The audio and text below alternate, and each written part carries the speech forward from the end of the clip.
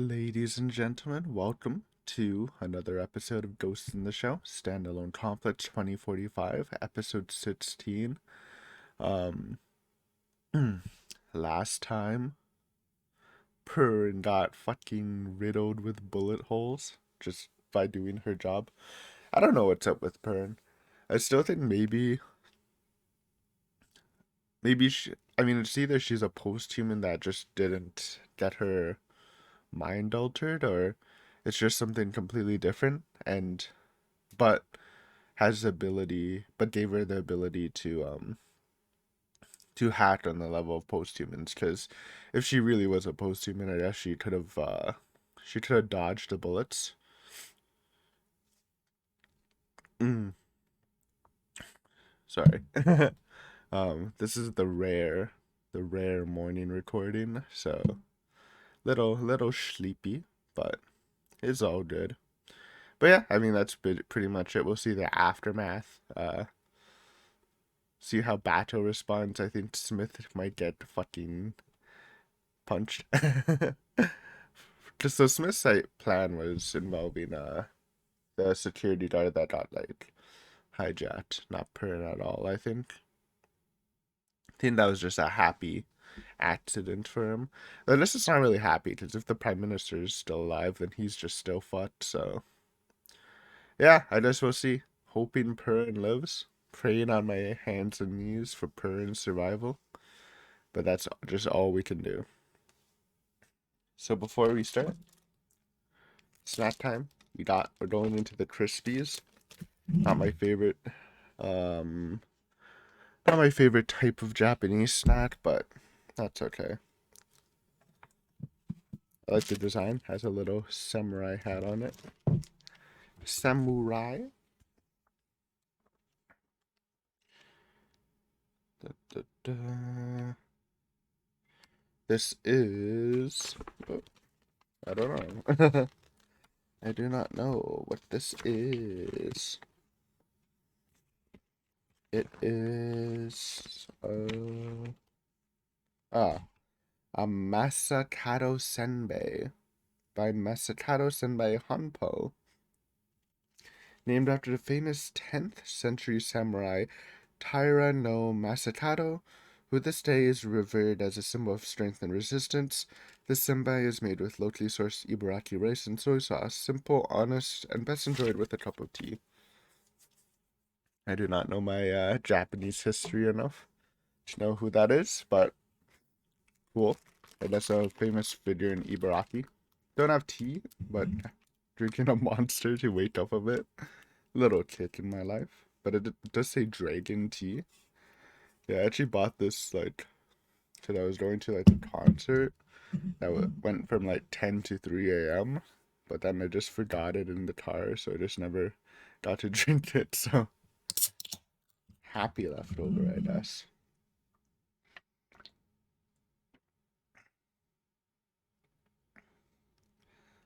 Very weird.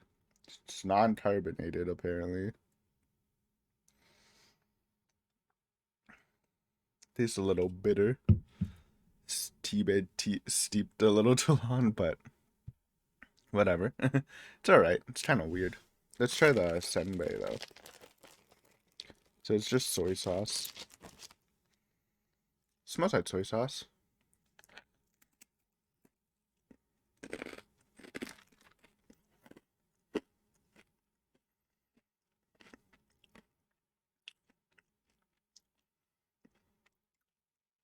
It's actually, despite the strong smell of soy sauce, it's a pretty neutral tasting snack. There's definitely a little hint of soy sauce, but it's not as strong as I thought it might be. But yeah, guys, let's start the epi. Again, episode 16. My episode length is 24 minutes and 1 second, and at the end of the episode, we'll talk about it a bit. But yeah, let's get started. In three, two, one, go.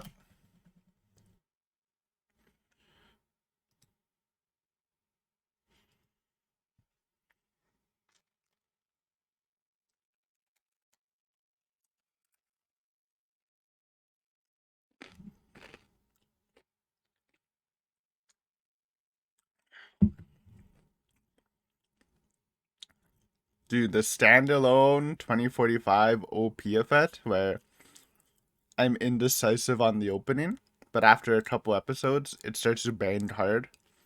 This is the same. This opening's really groovy.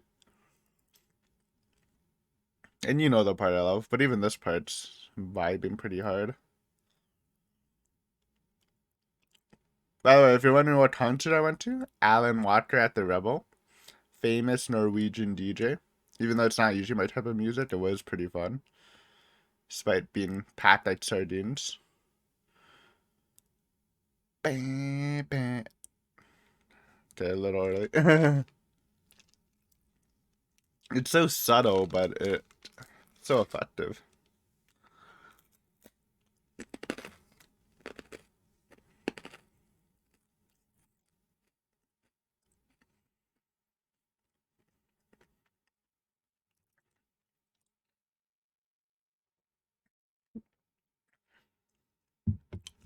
John Smith. Oh. Perrin actually saved the day.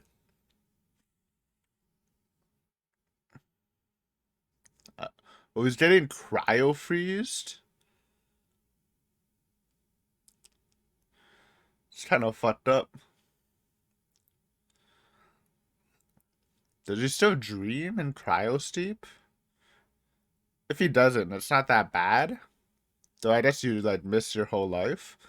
But if he dreams, it's especially bad. Rip John Smith. Born in heaven. Well, that's John Smith's end. I can't believe he just admitted to planning to assassinate the Prime Minister. Seems pretty foolish. How's Perrin? Oh.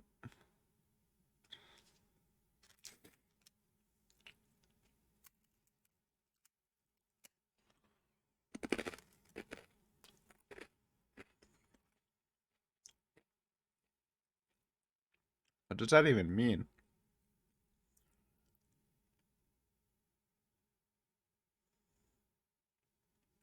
At least he was polite at first.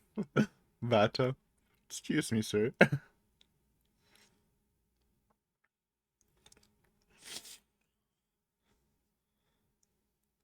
Saves your life, but not really. Doesn't appreciate it, huh? No, I'm joking. He obviously does. I don't really understand that, though.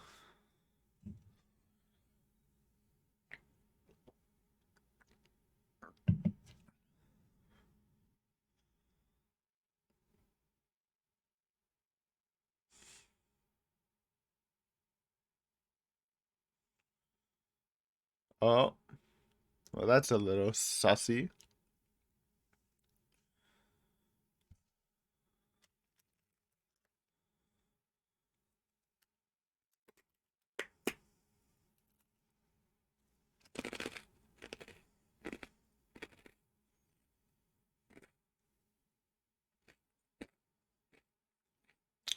Bro, that's what I was saying. Before she saved them from the American assassination.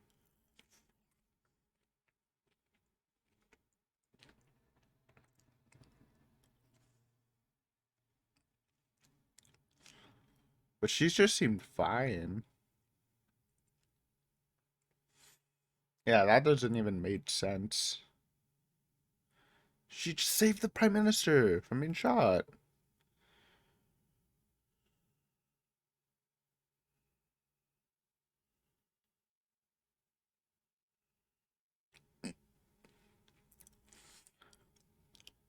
Interesting.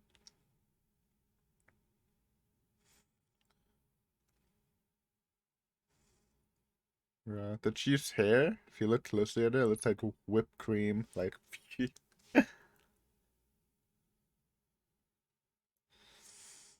oh, the engineering team.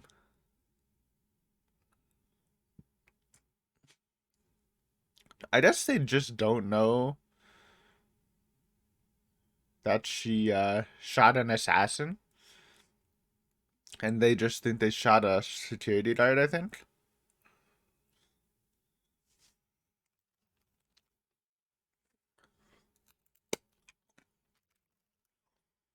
Thanks Tachitomas for throwing her under the bus. They're always kind of rivals, though. I don't blame them. You can't be mad at Tachitomas, honestly. They're just too cute.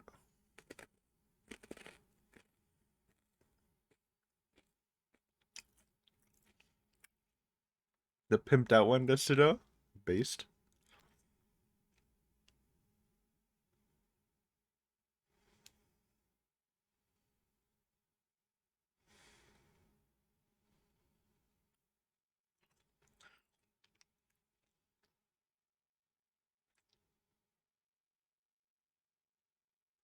Ooh, a little sussy.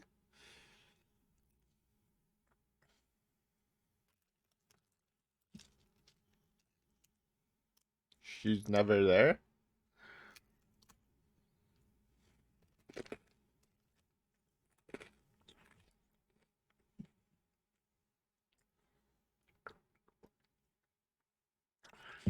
The Detective Tachitoma's on the job will inadvertently save Perrin, confirmed. Based.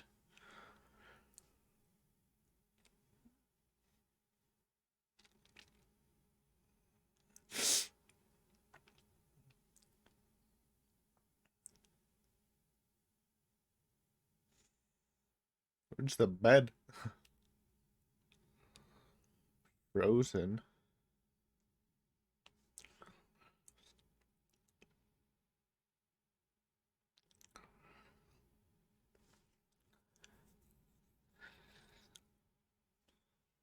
Bro, what if nah, I don't know.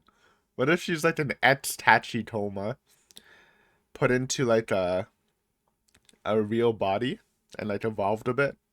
And that's why she likes Bato so much? Because she was a deceased Tachitoma. That'd be really funny. I don't think that's the case, but maybe that's why she liked Bato so much. That's my crackpot theory, which might be disproved, like in this episode.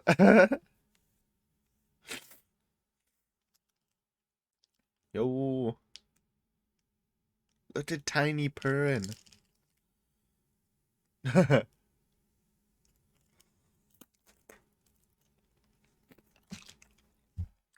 Tiny Perrin.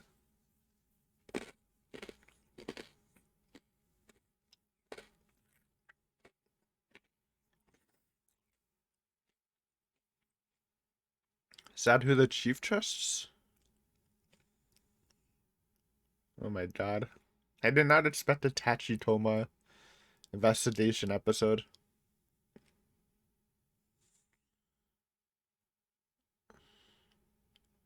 Oh.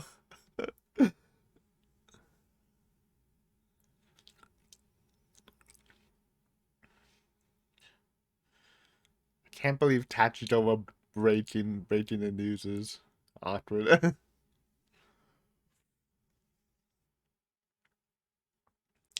Elementary school.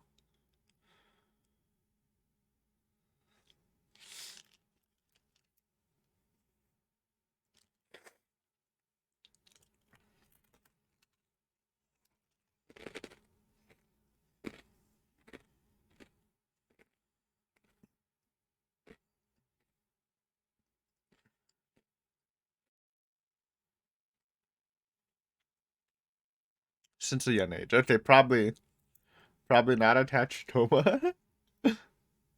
But I don't know.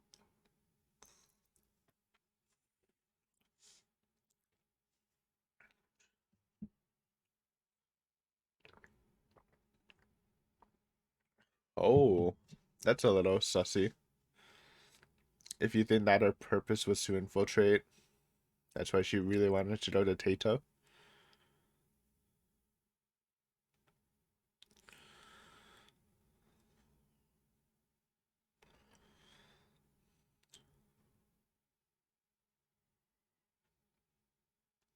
But I'm really feeling the twist though. Oh no. But the thing is, she wanted to go infiltrate the or join Section 9 before going to America even. So it doesn't really make sense, eh?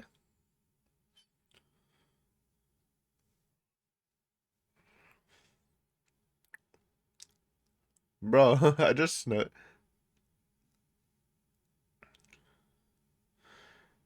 I noticed that the Tachitoma has a spare tire underneath their butt. It's interesting.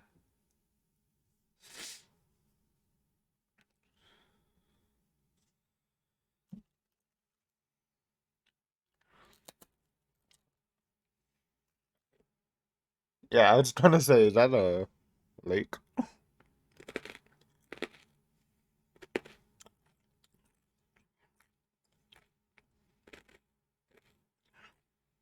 Blocking traffic? Classic Tachitoma L.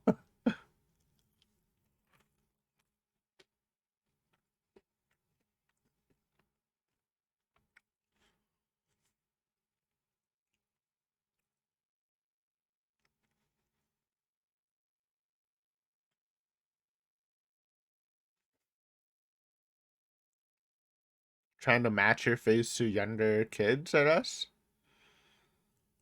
Yeah. Smart.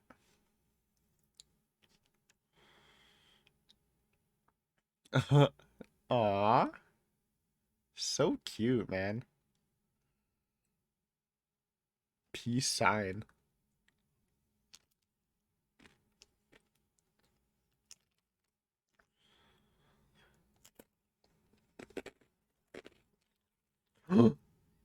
Black-haired Purin. Extremely rare. Pre-pink hair.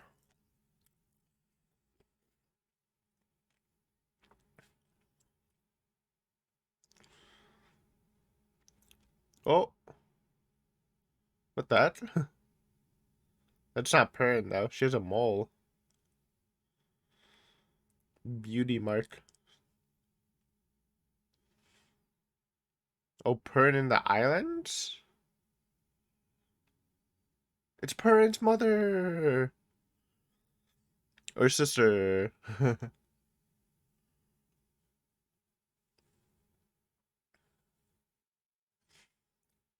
Dad. Oh no. And that's herself the murder! Okay. Wait, what? They know? They help solve it?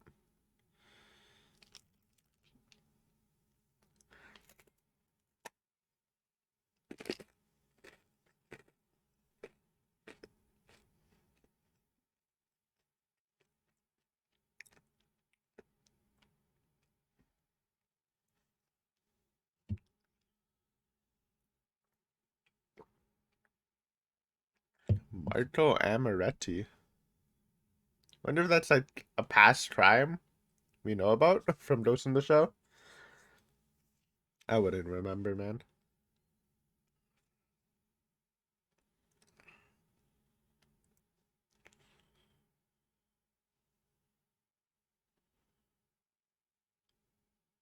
Oh, what? Okay. Made sense.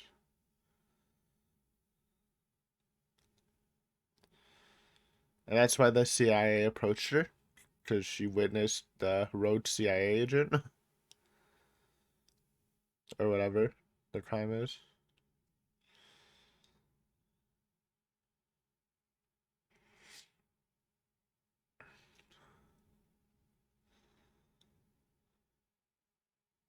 In the locked cabinet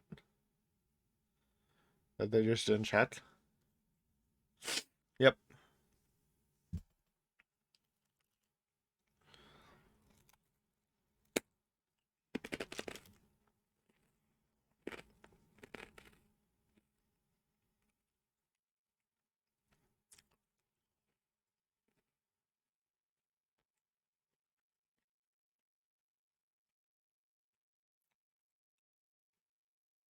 Ooh. Found the hard drives. That can prove Pern's innocence, maybe.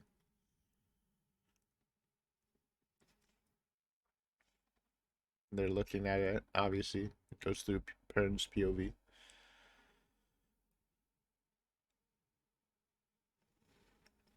Oh God. Kind of spooky.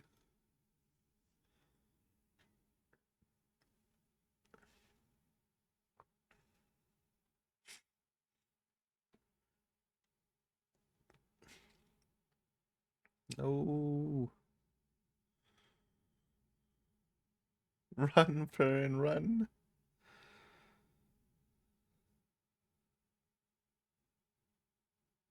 Oh, okay, so that was her sister.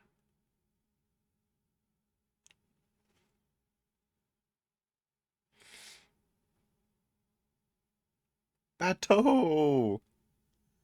You knew he had to do something with it, even if she isn't Tachikoma.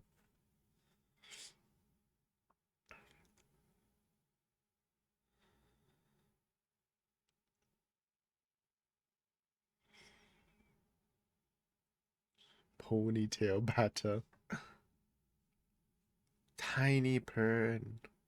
Kept the same haircut all her life. Still wondering how she got so smart. If it is like a weird post-human thing.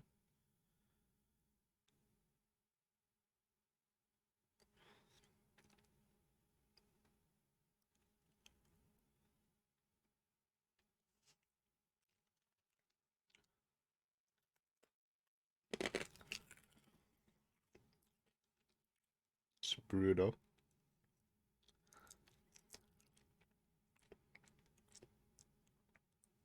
Honestly, like feeling really sad here. No tears though, but Jesus. They do sad really good in this series. Remember the season finale of the first season? That was crazy sad too.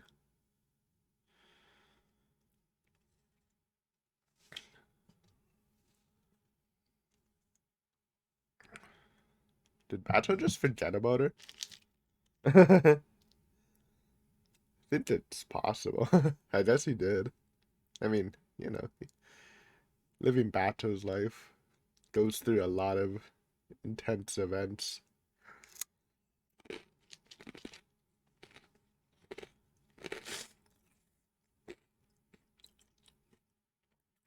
Mango pudding.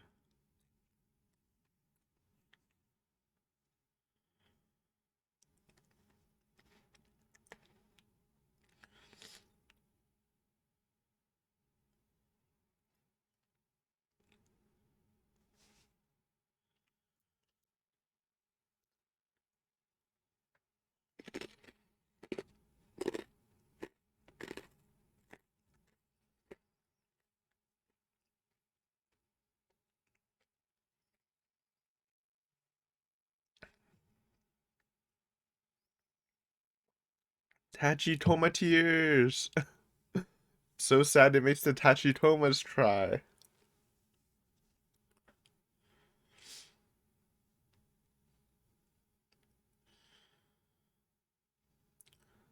Still doesn't make sense about her powers though.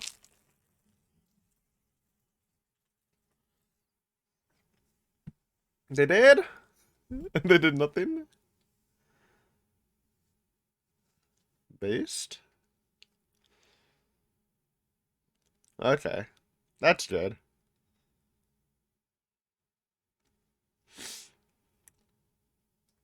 I'm glad they verified the facts that we saw last episode.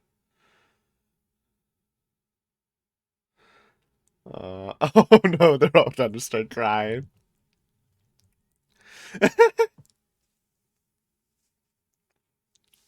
So cute and sad at the same time, man.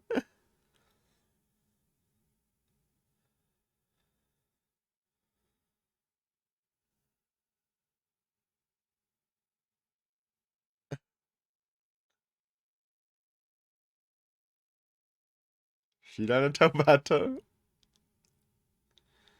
Or is he looking through too? I guess he is.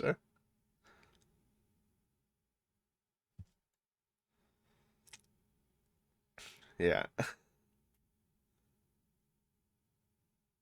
I mean, again, you go through a lot of very memorable things in your life.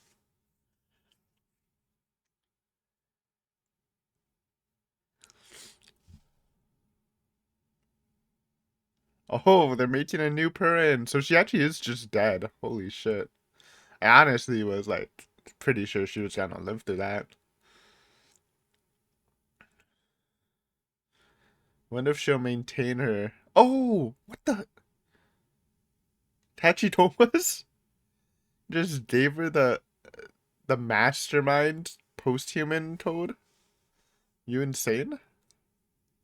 Unless that was just in her memories already. What? Why?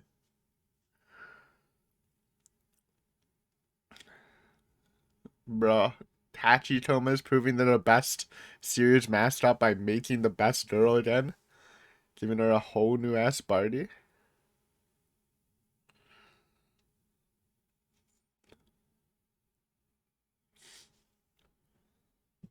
And they're respectable. Forgetting her dark past.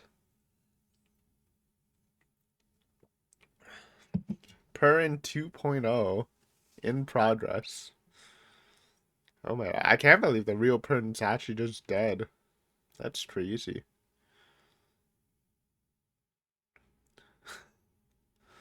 What an episode. This is our season's Tachitoma focused episode. Based, honestly. You love to see it. Of course, we just get this banger opening. Still waiting for my boy Todessa to show up. He'll be back. We got Robot Perrin. I mean, it's kind of a buff. If that doesn't affect her feelings and memories and stuff, if they can really transfer all of that, then it's just a buff because she has more power, I guess. With a fully prosthetic body.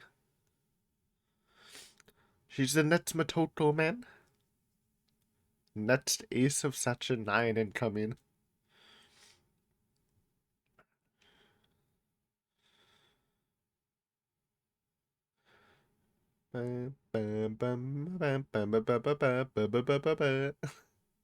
So catchy.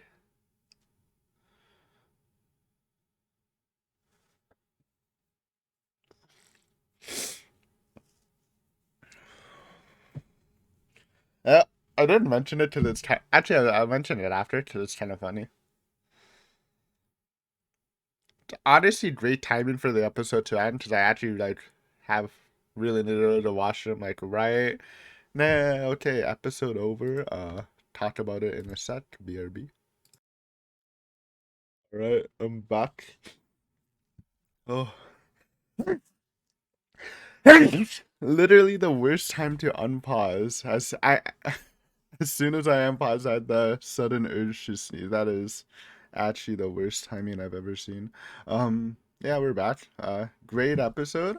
Um, yeah, let's talk about it a bit. Tachitoma focus episode. They usually have like something like that in the Ghost in the Shell series every season. I think season one didn't exactly have one just because for half of the season the whole gang of Tachitomas weren't there. But I think they had like half an episode where after before they were Section 9 again in America, three of them were like investigating while trying to repair one that was brutally damaged. But yeah, Tachitoma focused episodes just it's just great. I think it'll usually resolve in like just a really good episode because Tachitomas are just such likable characters. Again, they're actually one of my favorite quote unquote mascots from anime. And what I mean by mascots are cute, funny characters that usually aren't like super integral to the plot, but and they're kind of weird. Trying to think of like good example of mascot characters. Um, but I can't immediately think of one. uh, Boogie didn't have a mascot character. That's maybe that's a weird term. I just mean, like cute, funny characters that are usually not human, um, kind of memey characters. But yeah, Tachitoma is always made for a good time. Um, their voices sound great. Just the way they're portrayed too. They're not human, but they're like kind of human, but not really. So their like innocence and straightforwardness really makes it entertaining. Sometimes they can be like not too sensitive, I think, too. Like it's just like a very interesting thing. And getting a full episode of that is just a joy. But obviously, and using them to reveal Pern's backstory is just like a cherry on top because it was really great too. Now I still have some questions about Pern, and I think just if we're just taking this episode as the full backstory, then Pern was just like super talented, and she actually did get infected by the post-human um disease, but I guess because of her talent, she was able to negate it somehow or integrate it, or the fever thing is just a coincidence. And again, since we know she was talented before the post-human thing ever happened, maybe she's just super fucking talented, and she just got a fever on the same day as as everyone else. So it's just a really weird coincidence. But yeah, I mean, it's kind of a simple bad story. I wish we kind of guessed about it before this happened. Because it would have made sense they would go into it, especially when we found out that uh she was a sussy. But yeah, and there's some good red areas like her apartment being so minimalistic, and the fact that she wanted to join she wanted to go to Tato to join Secchi9 at such a young age did actually make me suspect maybe she is some sort of spy or something, like in one way, because it just seems a little too coincidental. My crackpot theory of her being like a dead Tachitoma um, did fail, but the whole Bato thing made sense. So she did really just join because of Bato, because Bato, quote unquote, saved her life, or at least gave her her new life with her new name and stuff. Which, respectable. And again, I don't really blame Bato for not recognizing her. Um, I know it's a very strong moment for like, especially like in a law, even in a law enforcement job. But again, Secchi9 goes through so much shit, so much high state stuff. You can't really blame someone for getting lost in the sauce a bit, just as there's so. It's a pretty intense job, right? They literally like saved Japan multiple times. Yeah, but it's cool that he realized it at the end. It's nice seeing Ponytail Bato, but I didn't notice that when they go back to Bato in present time, kind of has a sick haircut with the fade in the back. I didn't notice that. Little Bato going a little stylish, eh? But you got getting to see old school Bato is always nice too. Um, Again, great shot design too. Fun stuff. I guess probably the highlight because that the stylistic camera work in this is worth mentioning every episode. There's always like something an interesting scene, and that would probably be entering Perin's POV and through her memories and seeing the murder scene, which is just really brutal, really quiet, and like hearing Perin's like breathing as a child and stuff. It's just like a extremely intense scene. I was really good. And even just the talk with Bato, it was like so sad because Bato's, he's not. I love Bato, but he's not really the best person to like break news with or whatever. He's just, I don't like really think he could comfort someone. So he's just seeing him in his like stern. his normal. I wouldn't say normal attitude, obviously. Like, obviously, he feels like uncomfortable, maybe mad, sad at the situation, but and even though he knows he can't really comfort her, he's doing the best he can in his way. It's just it's just really good. And Prince's like slow realization and sobbing is it's just great. Giving her the pudding. And that's when she decided she wanted to be someone like Bato, who's strong, who saves people. And yeah, it's just like a very beautiful backstory. Like I loved it. And again, there was some decent mystery into it with the misdirections with Aramaki's thing, though it got answered like right away. And it like I really thought Pern was gonna be like some creation of some sort. But no, she's just good. Now there could be something deeper in her, but I don't really think so. I feel like if anything is deeper, it would be her being her having something out. But it does actually we'll get back to that. Um we'll get back to that because we're gonna talk about it in a second. But of course we got the finale with Tachikoma's deciding to rebuild her body. Now this is an interesting concept because I'm wondering how it'll work exactly. Because if they take all her memories and of who she was, I don't know if they have the recent data with her, but I assume they do because they got all her hard drives. I don't know how many times she bats that shit up, but um, I'm guessing she should be the same person, just putting her in a full prosthetic body. So it's technically a buff because she now has like, I mean, she was. I don't like she's never a fighter, but her actually yeah, never mind. I'm thinking of something else. Um, but it kind of gives her more potential to do stuff in a full prosthetic. Obviously, being forced into a full prosthetic is rough, right?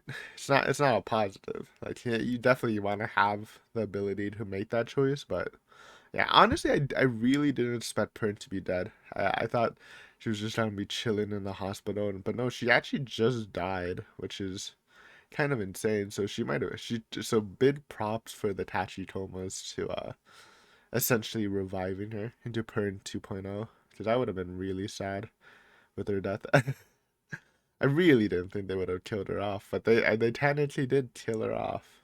But she's just got revived by the god Tachitomas, and again, it shows the like it was sad and funny at the same time when the Tachitomas were crying, and then everyone's like, "Hey, why are you crying?" And they synced up, and you're like, "Oh my god, of course they're gonna all cry," and then they immediately all cry with freaking oil tears in the one eye.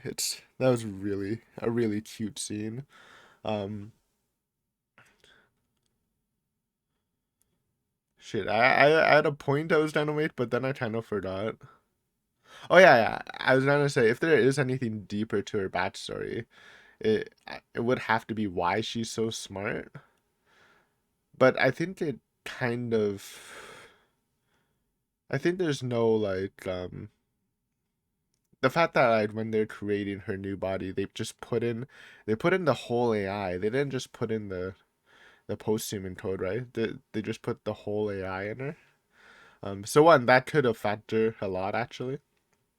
If I'm right, I don't know if that's just the post-human code she had with her or if that's the whole AI. Because if they just insert the post-human code and let's say she can't contain it, if she was containing it before, then that could change your whole personality. But if it's the AI with a will of its own, then that can also change her personality. So I am a little nervous for her revival. Hopefully she doesn't change. But but we'll see. But if they found that in her memory, because if it's not like them just putting the whole AI in her, which I assume it's not, because that's just kind of weird. But I assume they just found that in her memory, so proving that she was a post-human infected, just unique. Um, and I don't think it's like a real option that you had something else like done to her if they actually found the post-human code in her. Is what I'm trying to say. I kind of got lost in the sauce, but yeah. Anyways, it's a good episode. You know, just backstory. Tachitoma greatness. Purin greatness. We got to see a lot of rare Purins. You got high school Purin, uh, junior high Purin, tiny Purin pre-pink hair, the rarest version of Purin I've ever seen. Purin's sister, with the beauty mark, the Tomie beauty mark. Actually, I don't think it was Tomie. Tomie's is like here. Hers was like here. But anyways, great episode. Glad we'll see Purin back. Now, we were praying on our hands and knees that she survived, but she didn't, so thanks God. But I guess he paid us back by reviving her. Now we're praying on our hands and knees that she's not different from this rebuilding of her body. That's my biggest fear now. So then, praying. I know God won't answer. We have to just pray for the Tachitoma gods to answer. And I love how Tachitomas like wipe their memories just because I didn't think they needed to, but they're being just super considerate because they don't really want to know about her tragic past and stuff. It seems inappropriate because you know they ventured through her memories without her permission and stuff. Kind of wish they still had it so there'd be this nice mutual respect between them. But I do think it's very honorable to do that. But yeah, great episode. Thanks for watching, and next time we'll see how Purin 2.0 is. Should be good. Until then, see ya.